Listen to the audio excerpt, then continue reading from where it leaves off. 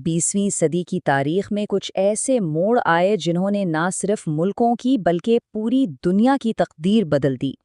ایرانی انقلاب بھی ایک ایسا ہی لمحہ تھا۔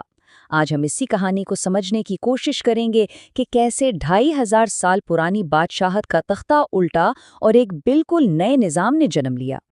اور یہی بات ہمیں اس انقلاب کے سب سے بڑے تضاد کی طرف لے آتی ہے۔ ایک ایسی تحریک جو آزادی کے نام پر شروع ہوئی، اس نے ایک قسم کی آمیریت کو ختم کر کے دوسری قسم کی آمیریت کو جنم دے دیا۔ تو آخر ایسا ہوا کیسے؟ آئیے اس کی گہرائی میں چلتے ہیں۔ تو بات شروع ہوتی ہے 1970 کی دہائی کے ایران سے۔ اس وقت ملک پر شاہ محمد رضا پہلوی کی حکومت تھی۔ اوپر سے دیکھنے میں تو سب کچھ ٹھیک لگ رہا تھا، ملک ترقی کر رہا تھا، لیکن اندر ہی اندر معاشرے میں ایک لاوا پک رہا تھا۔ اصل میں اس وقت ایران ایک نہیں بلکہ دو الگ الگ ملکوں کی طرح تھا۔ ایک طرف تھا شاہ کا ایران، جو ایک جدید مغربی ملک بننے کا خواب دیکھ رہا تھا، جہاں ون پارٹی سسٹم تھا، فوج کو جدید بنایا جا رہا تھا اور مغربی کلچر کو اپنایا جا رہا تھا۔ اور دوسری طرف تھا عوام کا ایران، جو ہر طرف پھیلی کرپشن، بے تحاشا مہنگائی اور خاص طور پر امریکہ کے بڑھتے ہوئے اثر و رسوخ سے تنگ آ چکا تھا۔ یہ دو دنیائیں اب آپس میں ٹکرانے والی تھیں۔ عوام کی اسی بڑھتی ہوئی بے چینی کے بیچ ملک سے ہزاروں میل دور جلاوطنی سے ایک آواز اٹھ رہی تھی۔ یہ آواز اس شخص کی تھی جو آگے چل کر اس پورے انقلاب کا چہرہ بننے والا تھا، اور یہ شخصیت ہے آیت اللہ روح اللہ خمینی۔ اب یہ جو لقب ہے آیت اللہ، جس کا مطلب ہے خدا کی نشانی، یہ شیعہ اسلام میں بہت بڑے مذہبی عالم کو دیا جاتا ہے۔ اس لقب سے ہی خمینی کے مذہبی اختیار اور عوام پر ان کے اثر کا اندازہ لگایا جا سکتا ہے۔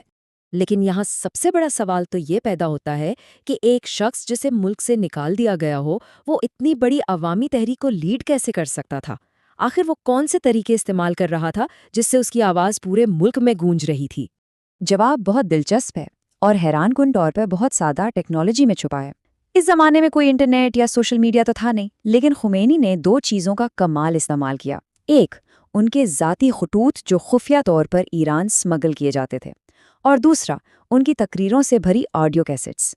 یہ کیسٹیں لاکھوں کی تعداد میں کاپی ہو کے گاؤں گاؤں شہر شہر پھیل گئیں اور شاہ کی سخت ترین سینسرشپ کو بھی ناکام بنا دیا۔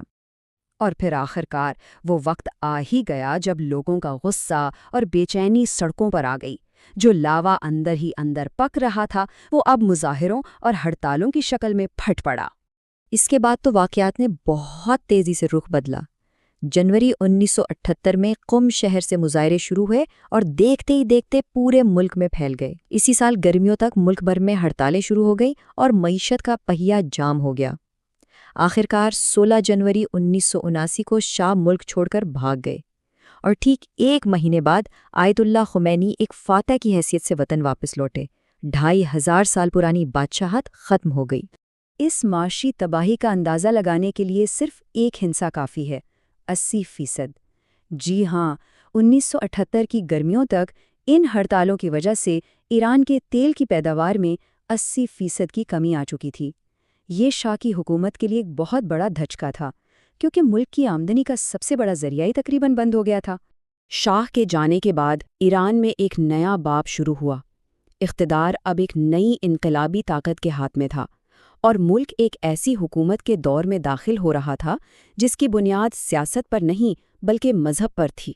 حکومت کے اس نئے نظام کو تھیوکریسی یا مذہبی حکومت کہا جاتا ہے، مطلب ایک ایسا سسٹم جہاں ریاست کے تمام بڑے فیصلے مذہبی رہنما خدا کے نام پر کرتے ہیں۔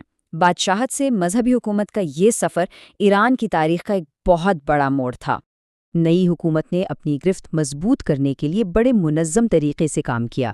ایک نیا آئین بنایا گیا جس نے آیت اللہ خمینی کو زندگی بھر کے لیے سپریم لیڈر بنا دیا۔ ایک گارڈین کونسل بنائی گئی تاکہ کوئی بھی قانون اسلامی اصولوں کے خلاف نہ بن سکے۔ پرانے شاہی آفیسرز کو ہٹا دیا گیا اور اسلامی انقلابی گارڈز کے نام سے ایک نئی فوج بنائی گئی جو سیدھا مذہبی قیادت کو جواب دہ تھی۔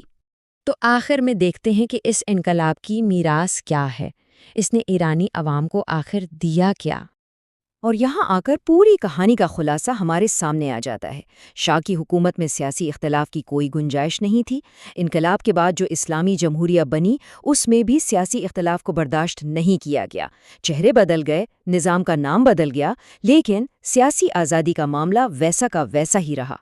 تو آخر میں یہ ایک بہت بڑا سوال ہمارے سامنے رہ جاتا ہے۔